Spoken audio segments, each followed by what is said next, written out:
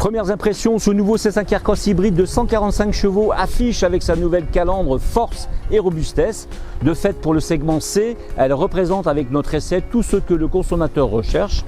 Il souhaite des bases claires et inaliénables, la force et la robustesse donc de son véhicule. Alors, est-ce que c'est un effet d'optique, une histoire d'impression liée au design vraiment réussi de ce modèle, ou alors est-ce que les ingénieurs de Citroën ont fait aussi bien qu'en 2017, souvenez-vous, à la sortie du tout premier C5 Aircross qui tapait immédiatement dans le mille.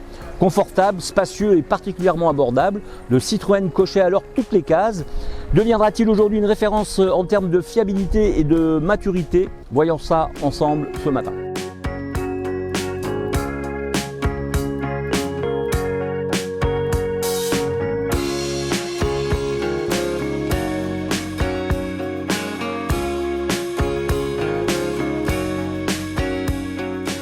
Proposé à son public en octobre 2025, fabriqué à Rennes, la seconde génération du Citroën C5 Aircross s'octroie une pléiade de nouveautés en rejoignant la plateforme STLA Medium. Cela permet d'introduire dans la gamme C5 Aircross un nouvel ensemble hybride rechargeable de 195 chevaux cumulés, deux inédites versions électriques de 210 ou 230 chevaux, en attendant l'IC5 Aircross de 325 chevaux, promis avec deux moteurs. Dans cette nouvelle gamme, seul un moteur existait déjà sur le précédent C5 Aircross, c'est le 3 cylindres essence micro-hybridé, maintenant en 145 chevaux que nous vous proposons à l'essai en Martinique ce matin, ce véhicule qui est donc derrière moi. Le nouveau Citroën C5 Aircross a considérablement grandi, il gagne 16 cm en longueur pour atteindre un total de 4,65 m en offrant une garde au sol de 20 cm.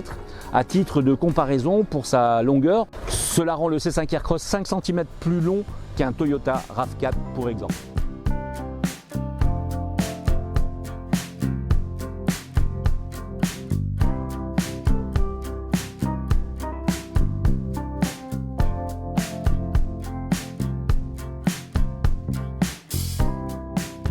Le dernier des Citroën se positionne donc plus haut parmi les SUV du segment C qu'auparavant, avec un design beaucoup plus affiné et bien plus mature.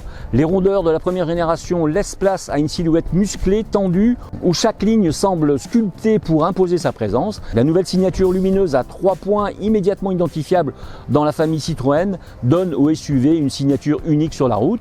Les projecteurs Matrix LED sont reliés par un bandeau noir brillant, chic et discret, tandis que les stries dans le bouclier rappellent les chevrons de la calandre. Sur la version électrique, sachez-le, la face avant est complètement fermée bien sûr pour maximiser l'aérodynamisme et l'efficacité énergétique.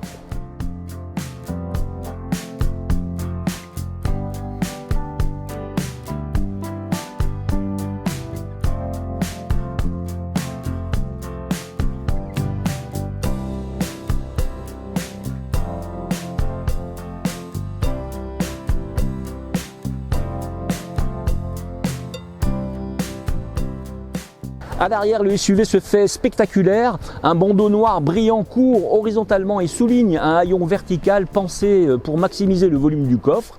Les épaules musclées et bien cintrées dans leur partie haute favorisent le flux d'air. Et bien sûr, les fameuses Citroën Lightwings présentes sur le concept C5 Aircross sont bien là. Les deux points lumineux extérieurs s'élancent sur le flanc du véhicule comme de petites ailettes suspendues. L'effet est unique là encore.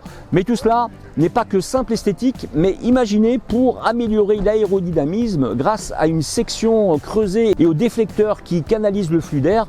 Cela permet donc au C5 de gagner jusqu'à 30 km d'autonomie sur autoroute. Côté roue, le C5 Aircross adopte des jantes pouvant atteindre 20 pouces, une première chez Citroën qui confirme qu'il devient bien robuste, mature, sans aucun doute sur nos routes.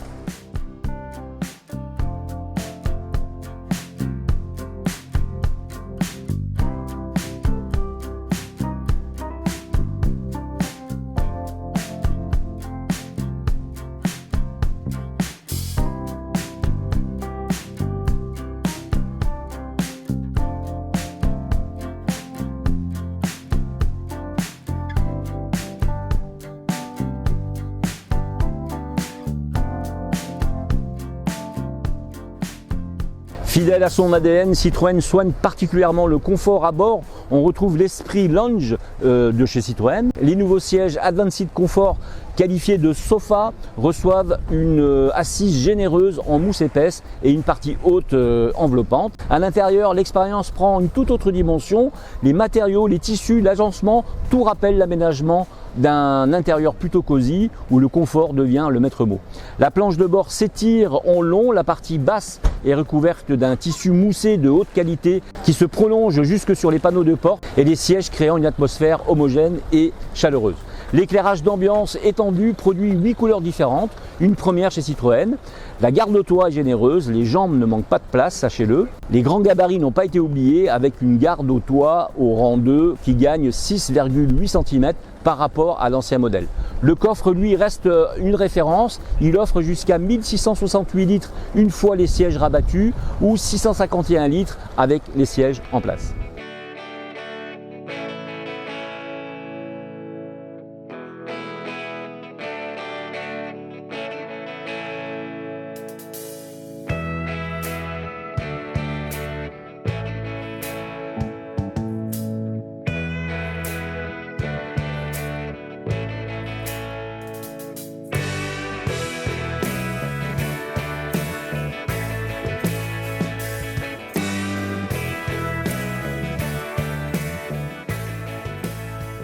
Le nouveau C5 Aircross reçoit le plus grand écran central tactile HD jamais proposé au sein de Stellantis, avec son design spectaculaire, tout en légèreté et en verticalité on peut dire. Il flotte véritablement devant la planche de bord, puis descend comme une cascade dans un seul mouvement pour se connecter de façon fluide à la console centrale.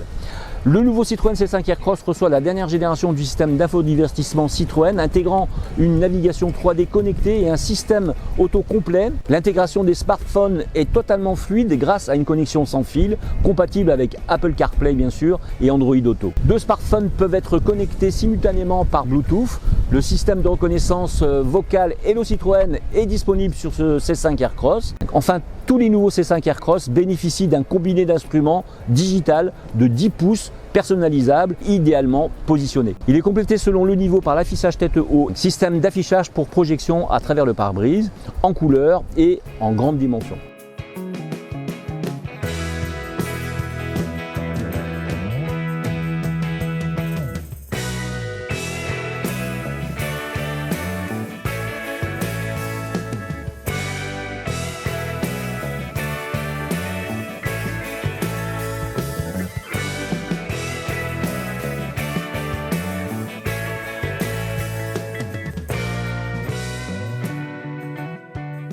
Côté motorisation, avec 1554 kg, donc 1,5 tonne, un peu plus d'1,5 tonne sur la balance, le nouveau C5 Aircross n'est pas une voiture légère évidemment. Pour autant, la motorisation se montre amplement suffisante. Cet ensemble hybride désormais bien connu reprend le moteur 1 litre de PureTech de 136 chevaux associé à un moteur électrique de 28 chevaux, logé dans la nouvelle boîte de vitesse automatique à 6 rapports. L'ensemble dispose ainsi d'une puissance combinée de 145 chevaux, ce que je vous ai annoncé donc sur l'article. Les performances sont à la hauteur, permettant de se mouvoir aux vitesses réglementaires sans aucune difficulté. Le moteur électrique se montre suffisant pour mener le C5 Aircross à allure modérée. Mieux, il peut même prendre le relais du thermique sur autoroute lorsque la pression sur l'accélérateur est minimale. Sur trajet mixte, j'ai pu descendre ma consommation autour de 5,5 litres au 100 km parcouru, alors que sur notre rocade suivie par notre autoroute, j'ai dépassé en moyenne les 6,5 litres au 100 km de consommation.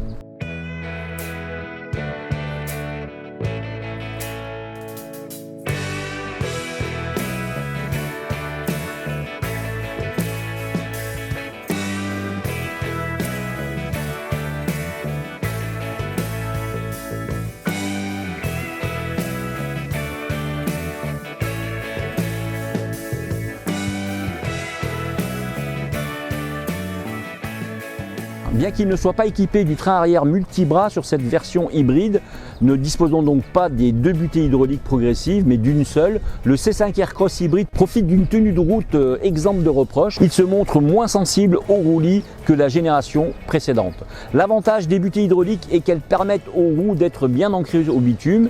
Il en résulte une tenue de route excellente et sécurisante, conférant au conducteur une grande confiance dans les capacités de sa voiture. Le confort de conduite est l'ADN de Citroën Citroën, pas de doute pour ce C5 Aircross qui ne déroge pas à cette règle de base pour la marque au chevron.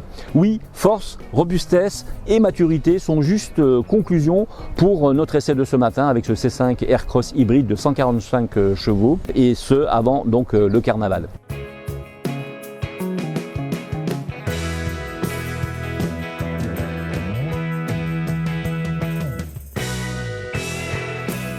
Et bien justement, je vous donne rendez-vous après carnaval, c'est-à-dire début mars, pour une nouvelle session d'essai sur gtmac.fr. À très vite.